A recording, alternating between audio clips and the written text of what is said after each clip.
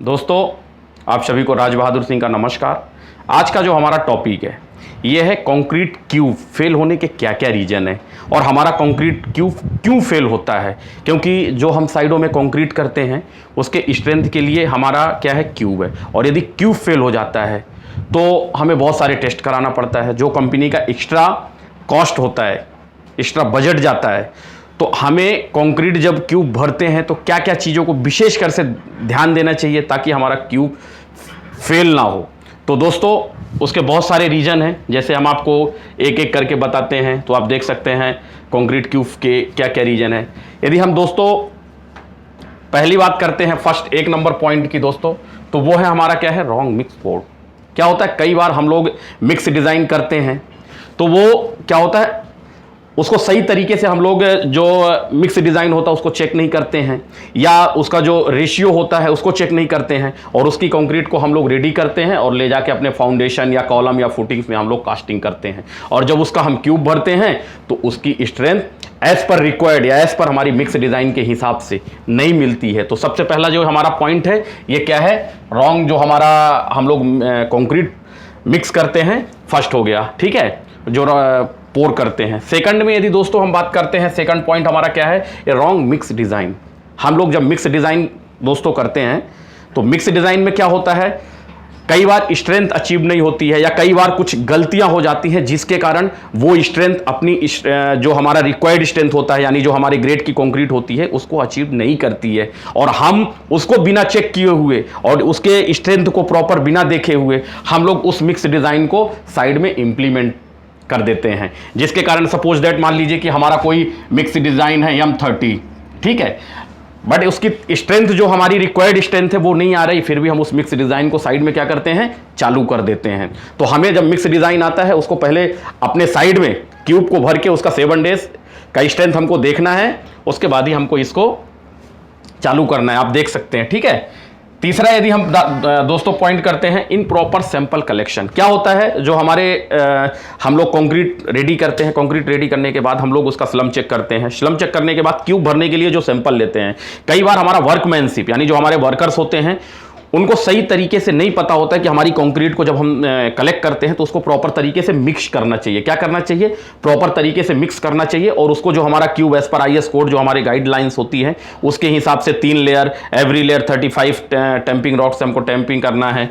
तो क्या होता है, जो हमारे वर्कर्स होते हैं वो क्या होता है, वो प्रॉपर तरीके से उनको जानकारी नहीं होती है, और वो क्या करते हैं, जो हमारा मटेरियल होता है वो सेग्रीगेशन, जैसे मान लीजिए कि किसी क्यूब में उन्होंने क्या किया कि बिना मिक्स किए गिट्टी गिट्टी डाल दिया, किसी में रेता रेता डाल दिया। तो क्या होता है, जब हम किसी चीज़ में सैंपल को कलेक्ट करते हैं तो उसको प्रॉपर तरीके से मिक्सिंग करना है। मिक्सिंग करने के बाद जो हमारा लेयर कितने लेयर में भरना है, कितना टेम्पिंग मारना है, इसके बारे में पता होना चाहिए दोस्तों, तभी हमको क्या है। तो इसके कारण भी इनप्रॉपर, ठीक है ना, इम्प्रॉपर सैंपलिंग कलेक्शन, ये भी एक बहुत बड़ा रीजन है दोस्तों, ठीक है। और उसके बाद फोर्थ नंबर में यदि हम बात करते हैं, इम्प्रॉपर क्यूब प्रिपरेशन, यानी दोस्तों उसमें जैसे आपका पहला चीज क्या आ जाता है, अलाइनमेंट ऑफ क्यूब। जैसे दोस्तों सपोज दैट ये हमारा क्यूब हो गया, ठीक है, ये हमारा क्यूब मोल्ड हो गया। हम लोग क्या करते हैं, ये जो हमारे आप देखे होंगे यहाँ पे, यहाँ ये जो साइडें होती हैं इनमें क्या होता है, नट बोल्ट लगा होता है।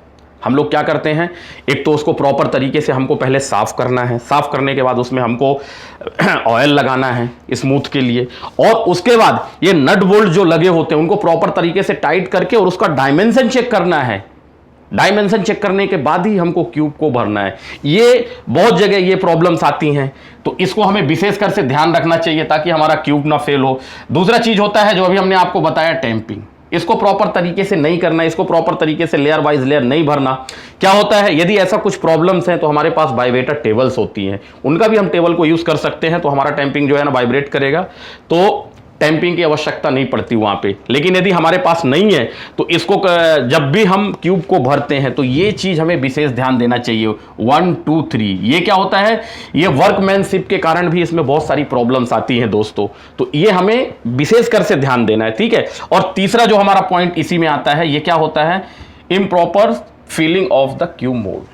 अभी जैसे हमने आपको बताया, एक तो सैंपल कलेक्शन और उसके बाद उसको भरने का तरीका, ठीक है, ये हमें विशेषकर से दोस्तों ध्यान रखना है। यदि हम इन चीजों पे ध्यान नहीं देते हैं तो कहीं ना कहीं क्यूब हमारा जरूर फेल होता है। ठीक है, तो ये आप देख लिए 1 2 3, ठीक है, ये हमारा हो गया। नेक्स्ट आता है सबसे इंपॉर्टेंट पॉइंट की यदि हम बात करते हैं तो वो है क्यूरिंग। क्यूरिंग के लिए ऑलरेडी हमने क्यूरिंग टैंक के बारे में वीडियो बनाया है, उनमें हमें क्या क्या चीज़ों का ध्यान देना चाहिए। हीट ऑफ हाइड्रेशन के कारण जो हमारे क्यूब में स्ट्रेंथ आती है उसको कैसे करना है, हमने अपने वीडियो में ऑलरेडी इसके बारे में दोस्तों बताया है। तो ये आता है 5वां पॉइंट हमारा है क्यूरिंग। कई बार क्या होता है हमारा पानी चेंज नहीं होता, हम लोगों को 7 से 10 डेज के अंदर पानी को चेंज करना होता है। ठीक है, तो हमारा पानी चेंज नहीं होता, हमारा क्यूरिंग टैंक साफ नहीं होता। तो और दूसरा चीज क्या होता है, क्यूरिंग टैंक के वाटर के टेम्परेचर को मेंटेन करना होता है। ठीक है, हमारा वाटर का जो टेम्परेचर होता है 25 डिग्री सेल्सियस, उसको भी हमको ±2 डिग्री सेल्सियस के अंदर मेंटेन करना पड़ता है, ताकि हीट ऑफ हाइड्रेशन के कारण जो हीट निकलती है वो हमारे क्यूब को जो स्ट्रेंथ गेन करता है उसमें कहीं कुछ प्रॉब्लम ना आए।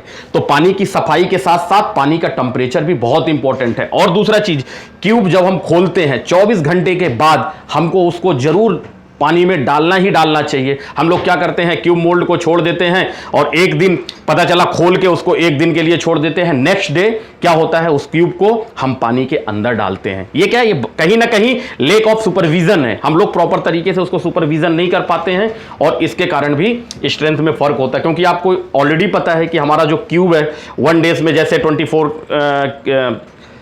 न्यूटन के आसपास परसेंट के आसपास अपना क्यूब अचीव करता है। और इसके बाद 7 डेज की यदि हम बात करते हैं, 3 डेज में आप 45 हो गया परसेंट और 7 डेज में 67% स्ट्रेंथ मिक्स डिजाइन का अचीव करता है। तो इनिशियल स्टेज में वो जल्दी स्ट्रेंथ को अचीव करता है, इसलिए उस स्टेज में हमको पानी और पानी का टेम्परेचर सबसे ज्यादा इंपॉर्टेंट होता है। तो ये क्या है, क्यूरिंग हमारा जो है मेन पार्ट है, इसको जरूर ध्यान देना चाहिए। इसी प्रकार जैसे हम क्यूब की क्यूरिंग का ध्यान देते हैं, सेम ऐसे हमारे फाउंडेशंस को भी जो हम फुटिंग कॉलम्स बनाते हैं उसका भी ध्यान देना है। ठीक है दोस्तों, ये हो गया। तीसरा होता है टेस्टिंग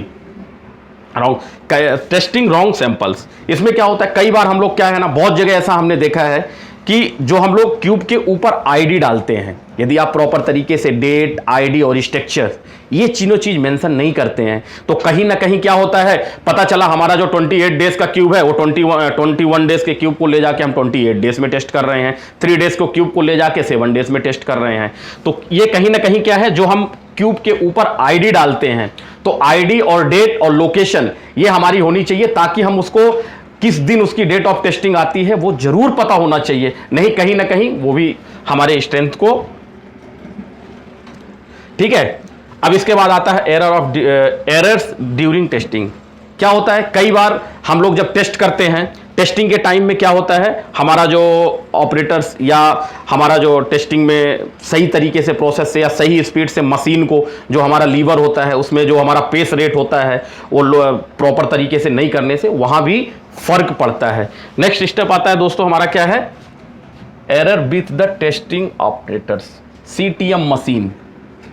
दोस्तों क्या होता है, हमारा जो CTM मशीन होता है उसमें आपने देखा होगा हम लोग CTM मशीन को क्यों 1 ईयर में कैलिब्रेशन करते हैं, क्या करते हैं 1 ईयर में इसका कैलिब्रेशन करते हैं। ठीक है, क्यों, या मशीन को हम एक जगह से दूसरी जगह शिफ्ट करते हैं तब भी कैलिब्रेशन करते हैं, उसके ऑयल को चेक करते हैं, इसका क्या रीज़न है। कई बार क्या होता है हम लोग इन सब चीज़ों के मशीन के ऊपर ध्यान नहीं देते हैं तो कहीं ना कहीं ऑपरेटर्स में जो एरर, हमारे CTM मशीन में जो थोड़ा बहुत एरर या मिस्टेक होता है उसके कारण भी स्ट्रेंथ हमारा क्या होता है, प्लस माइनस हो जाती है। ठीक है, ये हो गया। नेक्स्ट हमारा क्या है, अनऑथराइज्ड वाटर सीमेंट रेशियो। दोस्तों हमारी कंक्रीट जो होती है कई बार आप देखते होंगे या तो स्लंप ज़्यादा हो जाता है, हम लोग क्या है साइड में बैच करेक्शन नहीं करते, ऐसा नहीं है कि कहीं नहीं करते, कई जगह बैच करेक्शन नहीं करने से हमारा वाटर कितना ऐड होगा या कितना माइनस होगा इसके बारे में नहीं पता होता। तो हम लोगों ने क्या किया, जो हमारा कल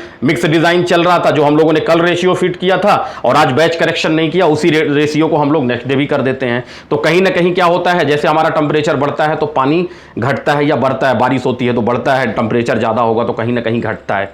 तो हम लोग क्या है कंक्रीट को बनाते हैं, कंक्रीट को बनाए और साइड ले जाते हैं, साइड में जब हम कंक्रीट को ले जाते हैं और कंक्रीट का स्लम नहीं मिलता हम लोग डायरेक्टली उसमें क्या करते हैं, पानी डाल देते हैं। वो भी ऐसा नहीं होना चाहिए। यदि वहाँ हम बिना नापे, बिना तौले या बिना जाने उसमें पानी मिक्सिंग करेंगे तो कहीं ना कहीं हमारी स्ट्रेंथ को वो कम करेगा। ऑलरेडी वाटर कंक्रीट को कैसे इफेक्टेड करता है उसके बारे में हमने अपना वीडियो बनाया है और उसमें बताया भी है कि एक्स्ट्रा पानी डालने से हमारी कंक्रीट की स्ट्रेंथ क्यों कम होती है। ये वीडियो ऑलरेडी मैंने हमारे चैनल में हमने डाल के रखा हुआ है, ठीक है। इसके बाद आता है change in the quality of the material. दोस्तों क्या होता है, जब हम मिक्स डिज़ाइन करते हैं तो जिस क्वारी या जिस लोकेशन का हम लोग मिक्स डिज़ाइन के लिए मटेरियल ले जाते हैं, कई बार क्या होता है शॉर्टेज ऑफ मटेरियल या वहाँ पे मटेरियल नहीं निकलता है तो हम लोग दूसरी जगह से मटेरियल लेते हैं। जब मटेरियल चेंज होता है तो उसकी प्रॉपर्टीज़ चेंज होती हैं। जब तक हम उस मटेरियल के बारे में नहीं जानते हम लोग लाते हैं और उस मटेरियल को यूज़ करते हैं। उस मटेरियल की स्ट्रेंथ कैसी होगी, ज़्यादा होगी, कम होगी, हमको उसके बारे में नहीं पता है, फिर भी हम मटेरियल को चेंज करते हैं और कंक्रीट में यूज़ करते हैं। तो कहीं ना कहीं वो भी हमारी कंक्रीट को क्या करता है, इफेक्टेड करता है, ठीक है दोस्तों। नेक्स्ट आता है बैचिंग प्लांट। दोस्तों बैचिंग प्लांट से जहां हम कंक्रीट बनाते हैं उसको हम 3 महीने में कैलिब्रेशन करते हैं। क्या होता है, जो हमारे लोड सेल होते हैं, लोड सेल और बैचिंग प्लांट का जो हमारा हॉपर है या उसके जो भी पार्ट्स हैं उनको भी हमको टाइम में हम लोग 3-3 महीने में कैलिब्रेशन करने का क्या रीज़न होता है। कई बार क्या होता है उसमें ज़्यादा फर्क हो जाता है। जो हमारे बैचिंग प्लांट कैलिब्रेशन की लिमिट्स होती हैं 1%, 2%, जैसे हमारा वाटर का 1% है, वाटर एंड सीमेंट का, एंड एग्रीगेट का 2% है, तो वो लिमिट बढ़ जाती हैं। वो कहीं ना कहीं लोड सेल में थोड़ा बहुत फर्क आ जाता है। उस एरर के कारण कहीं ना कहीं मटेरियल या तो कम हो जाता है या मटेरियल बढ़ जाता है, तो उसके कारण भी कहीं ना कहीं हमारे क्यूब की स्ट्रेंथ को इफेक्टेड करता है ये चीज़ें, ठीक है दोस्तों। तो जैसे हमने आपको एक एक करके पॉइंट्स बताए, यदि आप इन चीज़ों पे ध्यान देते हैं, साइड में जब भी आप कंक्रीट बनाते हैं, क्यूब भरते हैं और इन चीज़ों को आप ध्यान देते हैं तो कहीं ना कहीं आप 90 से 90 to 95% क्यूब अच्छे तरीके का आप भर सकते हैं। यदि आप इन चीज़ों पे ध्यान देते हैं और 90% क्यूब आप 95% क्यूब फेल होने के चांसेस कम हो जाते हैं यदि आप इन चीज़ों पे ध्यान देते हैं, वर्कमैनशिप में ध्यान देते हैं। तो ऐसा नहीं है कि आप इन सब सारी चीज़ों को ध्यान देने के बावजूद भी आपका क्यूब फेल नहीं होगा। क्यूब फेल होने के बहुत सारे रीजंस होते हैं। सीमेंट अलग बैच का होता है, एड मिक्सचर होता है, उनके साथ भी दोनों का जो है केमिकल प्रॉपर्टीज मिक्स नहीं होती। तो ऐसा नहीं कि इन्हीं कारणों से ही क्यूब फेल होता है, उसके बहुत सारे रीजंस हो सकते हैं। बट यदि आप इन पॉइंटों पे ध्यान देते हैं, इन विषयों पे आप, इन टॉपिकों को आप ध्यान करके अपने साइड में इनका इंप्लीमेंट करते हैं और इनका सुधार करते हैं तो कहीं ना कहीं आपका जो क्यूब है उसकी स्ट्रेंथ 90 से 95% आएगी ही आएगी, ठीक है दोस्तों। तो जैसे कि हमने अभी आपको इसके बारे में बताया, यदि हमारे द्वारा दी गई जानकारी आप लोगों को अच्छी लगी है तो हमारे चैनल को सब्सक्राइब करिए, लाइक करिए और अपने दोस्तों के साथ इस इंफॉर्मेशन को शेयर करिए। और नेक्स्ट वीडियो में जो हमारे क्यूब फेल हुए हैं इनको टेस्ट करने के क्या क्या प्रोसीजर हैं इसके बारे में हम आपको बताएंगे। थैंक यू दोस्तों।